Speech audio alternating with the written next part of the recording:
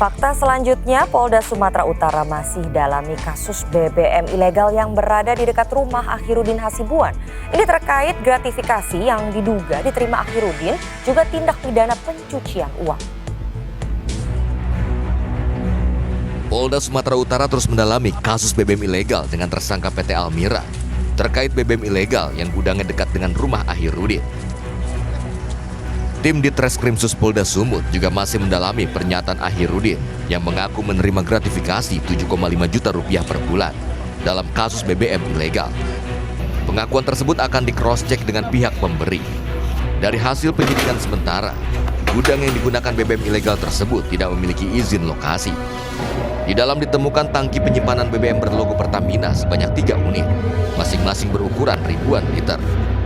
Untuk keterkaitan dengan saudara AH, ini karena menerima gratifikasi, kita mencari pintu masuk supaya bisa kita kembangkan kepada aset-asetnya. Makanya dengan pengakuan dia menerima uang 7,5 juta, itu akan menjadi pintu masuk untuk bisa nanti kita kembangkan untuk sebagai TPPU-nya, karena kita juga akan mengejar aset-asetnya yang selama ini sudah viral.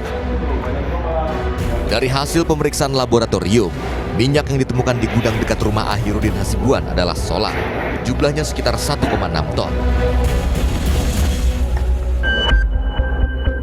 Adanya tangki minyak berlogo Pertamina dalam gudang timbunan solar yang diduga dikelola oleh Akhirudin membuat Pertamina angkat suara.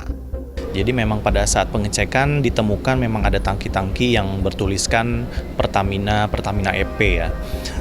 Tapi balik lagi kami menyerahkan seluruhnya kepada kepolisian untuk penyelidikan termasuk perizinannya, karena untuk perizinan itu bukan oleh Pertamina tapi oleh regulator atau pemerintah, dalam hal ini mungkin pemerintah setempat terkait dengan Undang-Undang Migas.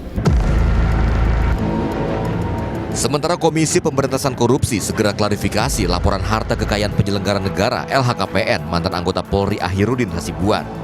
Jadwal pemanggilan klarifikasi akan dilayangkan setelah tim bentukan Deputi Pencegahan dan Monitoring KPK menemukan adanya kejanggalan. Sudah dibentuk tim, sudah segera akan dilakukan pemeriksaan lebih dahulu. Jadi sebelum klarifikasi, KPK melakukan pemeriksaan terhadap LHKPN. Pemeriksaan itu maksudnya apa? Itu harus melakukan pemeriksaan faktual dari informasi yang diberikan kepada KPK terkait dengan LHKPN-nya. Apakah sesuai dengan data yang disampaikan, termasuk apakah juga ada data di luar LHKPN-nya yang diduga dimiliki oleh pihak dimaksud. Penyidikan aset kekayaan mantan Kabak Bin Ops Direktorat Narkoba Polda Sumut ini bermula dari kasus penganiayaan yang dilakukan anaknya Aditya Hasibuan kepada Ken Admiral. Penganiayaan ini viral dan sang ayah jadi sorotan karena membiarkan aksi penganiayaan sang anak.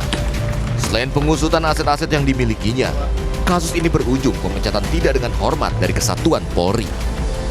Tim Liputan melaporkan untuk NET.